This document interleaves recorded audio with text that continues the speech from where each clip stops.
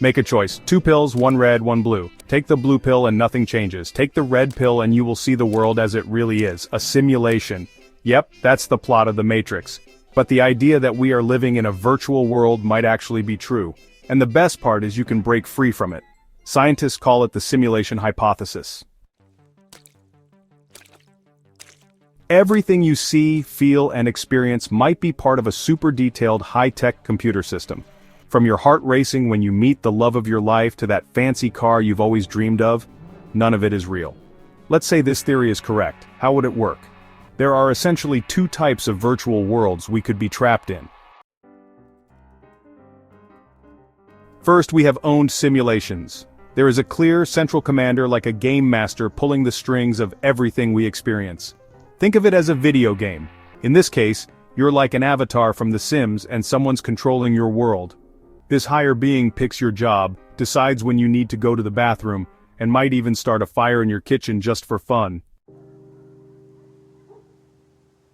Okay, maybe fun isn't the best word, as it's more like sociological research. This super intelligent creature might have created a simulation to see how human history unfolds. They might be testing different events with different starting points just to see what happens, and how we and other creatures of our planet face different challenges.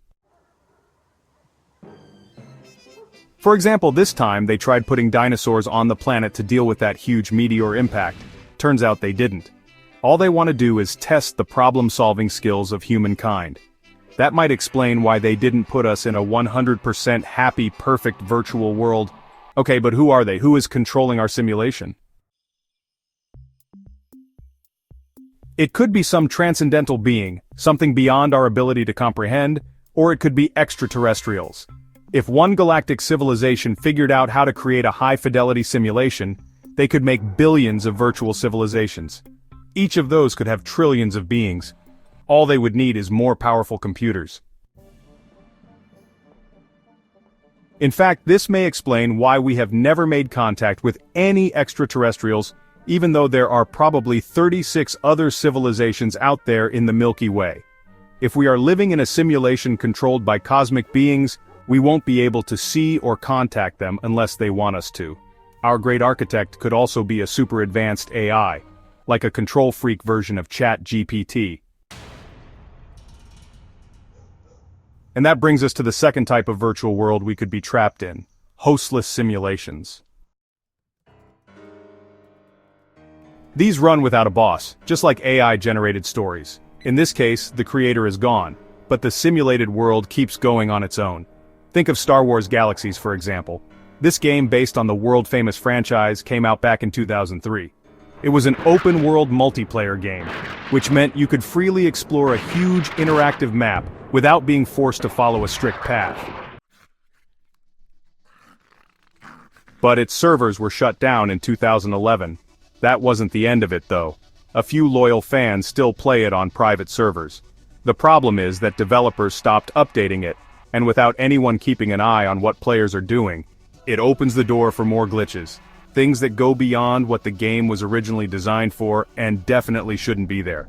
But the game is still running. Now apply this Star Wars Galaxy situation to our reality. In the hostless simulations theory, the universe is a mess and humans are a glitch. Instead of being purposefully created, our consciousness and existence might have just emerged by a technical accident. So we might be nothing else but a bug in the code, like anomalies stuck inside a simulation with no owner running on autopilot. But that can lead to a doomsday scenario.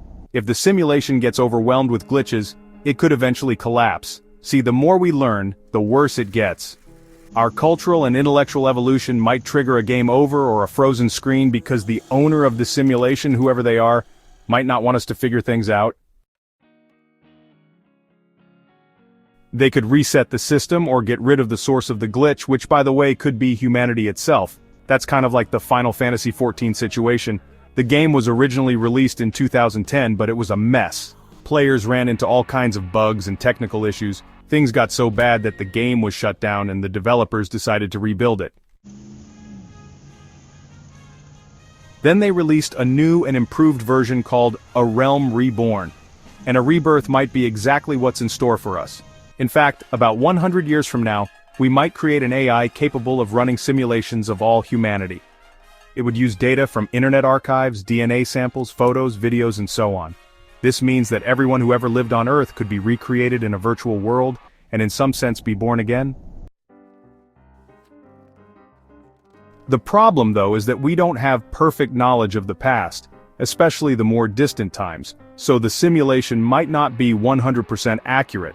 Whether our universe is controlled by some higher architect or the random powers of a super-advanced AI, some experts believe that yes, it is possible. Here are a few ways we might be able to hack the simulation. Hack number 1, start by exploring the illusion. Look for its rules or flaws and check for weird patterns or things like déjà vu that might point to its hidden structure. Hack number 2, overload the system with massive amounts of data.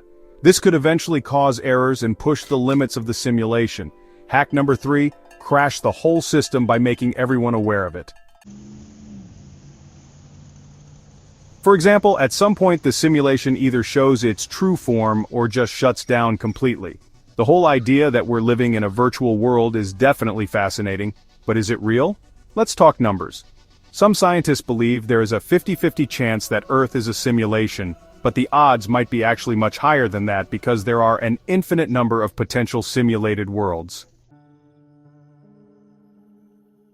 And inside each one of them, there are simulated people who have created even more simulated worlds. So mathematically speaking, the chances of finding yourself in the one true physical world are almost zero. Although it is really hard to prove it, some experts believe that evidence is everywhere. It could be as simple as feeling a déjà vu. You know that strange feeling when you think you've experienced something before even though it's happening for the first time? That could actually be cracks or temporary flaws in virtual reality. Another possible evidence is what is known as the Mandela Effect. This is when a large group of people remember something differently than how it actually happened, like a shared false memory. For example, a lot of people remember the iconic Luke, "I am your father" from Star Wars, but what Darth Vader actually said was, "No, I am your father." For some people, this is enough evidence to prove we are part of a simulation, and while we haven't found the red pill just yet, we now know it's not impossible to crack the code, so it might not be a bad idea to let Keanu Reeves know about this, just in case. That's it for today. So, hey, if you pacified your curiosity, then give the video a like and share it with your friends. Or if you want more, just click on these videos and stay on the secret settings.